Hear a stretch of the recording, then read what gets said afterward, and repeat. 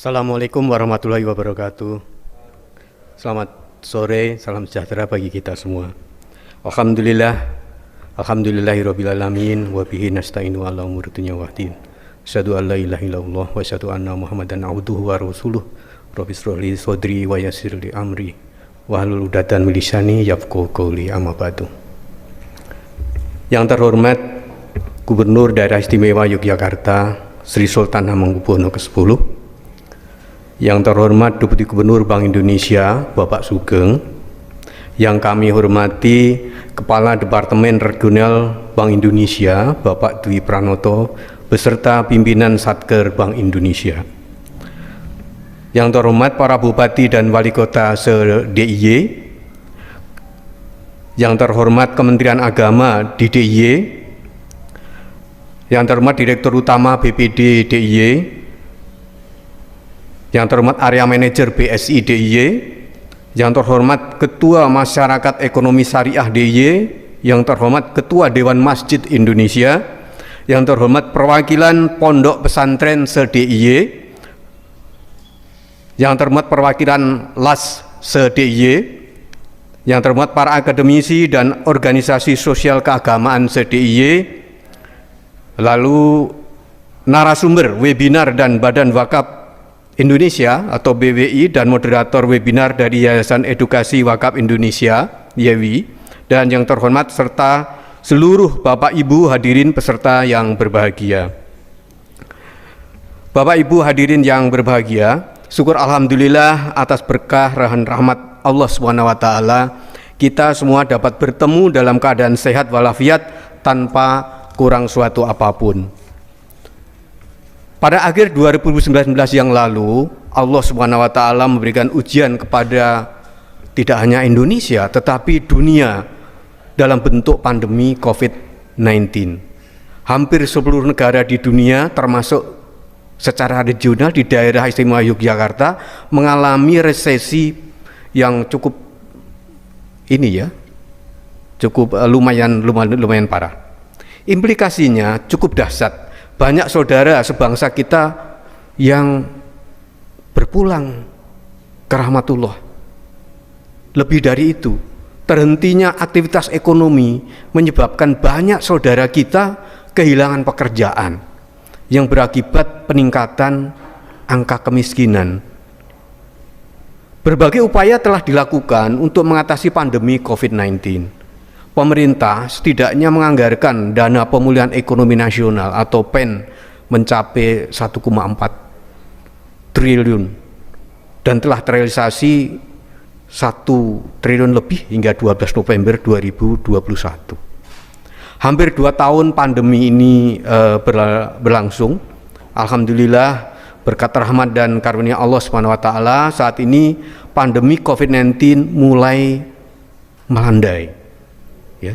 Dan pergerakan manusia kembali dilonggarkan dan ekonomi juga telah berangsur membaik, terutama di kawasan regional di daerah istimewa Yogyakarta.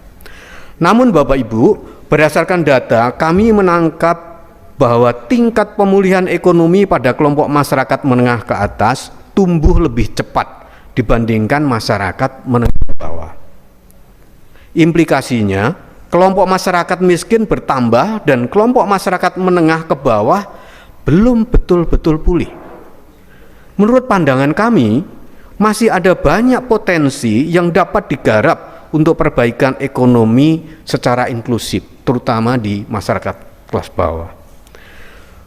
Namun, upaya yang dilakukan saat ini belumlah cukup. Perbaikan ekonomi saat ini dirasa belum cukup inklusif.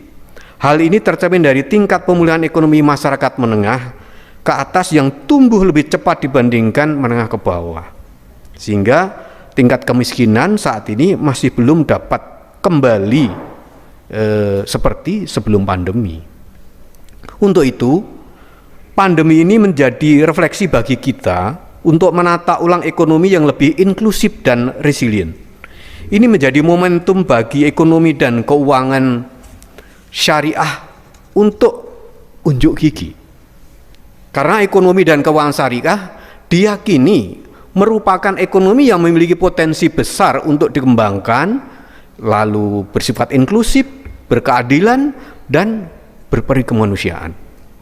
Dalam 3 dekade terakhir, ekonomi dan keuangan syariah mengalami perkembangan yang sangat pesat, terutama pada ekonomi berbasis profit, seperti perbankan syariah, instrumen keuangan syariah, dan sebagainya. Kita telah berhasil membuktikan kepada dunia bahwa di tengah masa sulit, Indonesia membuktikan mampu meraih peringkat pertama Islamic Finance Country Index atau IFCI pada Global Islamic Finance Report 2021. Hal ini terutama karena Indonesia memiliki sektor keuangan sosial Islam yang paling dinamis di antara seluruh negara-negara di dunia. Namun tidak cukup sampai di situ. Saat ini merupakan momen yang tepat untuk kembali memikirkan perkembangan ekonomi berbasis non-profit melalui keuangan sosial syariah atau Islamic Social Finance.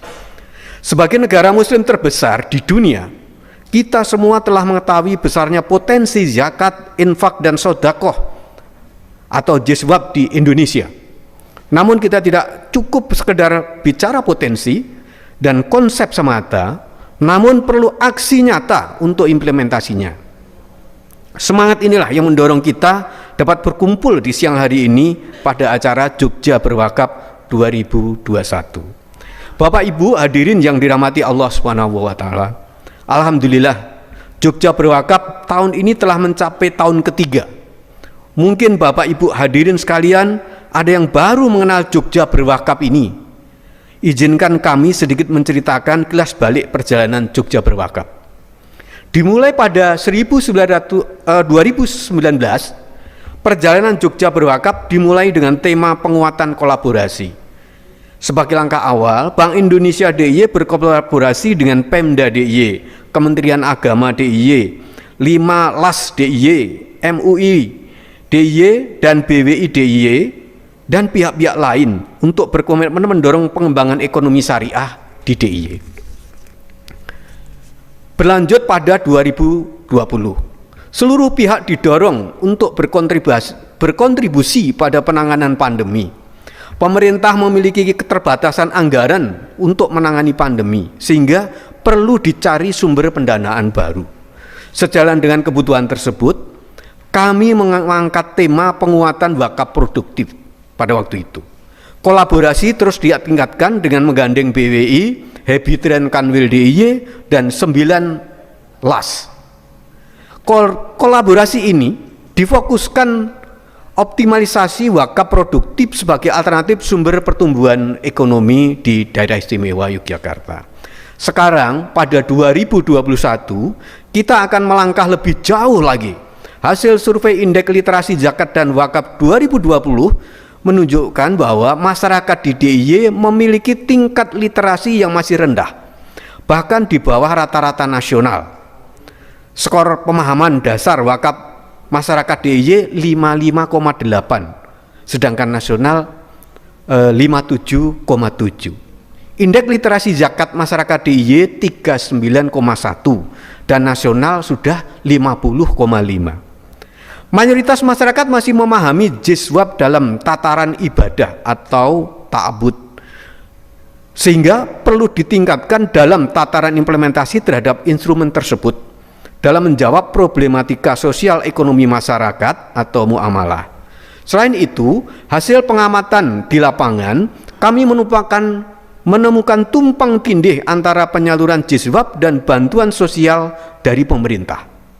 Oleh karena itu, Jogja Berwakaf 2021 mengangkat 4 fokus utama, yakni yang pertama perluasan jizwab, lalu yang kedua penguatan literasi, yang ketiga transformasi digitalisasi, dan yang keempat peningkatan efektivitas penyaluran jizwab.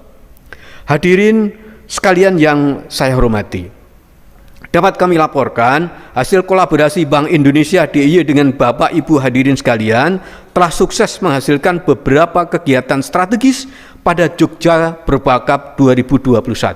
Antara lain, yang pertama adalah maraton literasi ekonomi syariah sepanjang tahun. Kami mengucapkan terima kasih yang sebesar-besarnya kepada Yayasan Edukasi Wakaf Indonesia atau YAWI melalui program One Day One CR, Juminar Ngobrol, Filantropi, Literasi, Wakaf Kontemporer atau Ngopi Luwak, dan kelas ekonomi syariah. Dapat kami laporkan kepada Bapak Gubernur DIY dan Bapak Deputi Gubernur Bank Indonesia bahwa dalam upaya meningkatkan literasi ekonomi keuangan syariah kepada masyarakat DIY, kami berkomitmen melaksanakan edukasi sepanjang tahun. Dapat kami laporkan bahwa Ngopi Luwak sudah sampai di seri ke-13 dan kelas literasi ekonomi syariah sudah sampai di seri 19. Pada sore hari ini, Bapak Ibu peserta dapat mengikuti literasi ekonomi syariah seri ke-20 dengan topik optimalisasi wakaf produktif sebagai alternatif sumber pembiayaan dalam pengembangan ekonomi syariah, yang menghadirkan narasumber Ketua Badan Wakaf Indonesia, Bapak Profesor Dr. Insinyur Muhammad Nur Dea. Kedua, pengembangan sistem LAS terpadu dengan nama jogjaberbagi.id. Aplikasi LAS terpadu ini berusaha mengintegrasikan program penyaluran dana JISWAP yang dikelola oleh Lembaga Amil Zakat dengan data kemiskinan yang dikelola oleh Dinas Sosial Kabupaten Sleman. Dengan data yang terintegrasi dan informasi yang terkoneksi dengan baik, harapannya penyaluran JISWAP lebih tepat sasaran dan mengurangi tingkat kemiskinan khususnya di Sleman dan umumnya di DIY. Secara khusus, kami menyampaikan apresiasi kepada pemerintah Kabupaten Sleman dan 12 LAS, yaitu Baitul Mal BMT Beringharjo, Baitul Mal Muamalah DIY, Lajis NU DIY, Lajis MU DIY, Rumah Zakat DIY, Human Initiative DIY, Dompet Duafa DIY, Darut Tauhid DIY, ACT DIY, Basnas Sleman, Itsmi Sleman, dan Sunan Kalijogo Endowment Fund yang telah bersedia melakukan berkolaborasi dengan kami untuk membangun satu inovasi pengelolaan perwakapan di era digital. Besar harapan kami sinergi ini dapat direplikasi ke kota kabupaten lain, sehingga cakupan penyaluran dana sosial untuk pembangunan ekonomi dapat lebih luas. Ketiga, dalam upaya akselerasi QR Code Indonesian Standard atau KRIS atau model transaksi pembiayaan non-tunai di seluruh aspek kehidupan masyarakat DIY dan mendukung Pemda DIY mendorong pengembangan ekonomi digital. Kami bekerjasama dengan BPD DIY, BPD Syariah DIY, Bank Syariah Indonesia DIY, dan Dewan Masjid Indonesia DIY untuk mendorong digitalisasi amal secara non-tunai melalui program komitmen akselerasi 1000 KRIS masjid di DIY pada tahun 2021. Dan alhamdulillah sampai hari ini semua sudah tercapai, sudah terlampaui, sudah 2017 KRIS di 1017 KRIS di masjid di DIY. Keempat, dalam rangka mendukung program pengembangan ekonomi dan keuangan syariah di tahun 2021, kami telah mengimplementasikan bantuan fasilitas dan sarana prasarana kepada mitra binaan BI DIY dan masyarakat DIY melalui program sosial Bank Indonesia atau PSBI untuk pengembangan ekonomi syariah.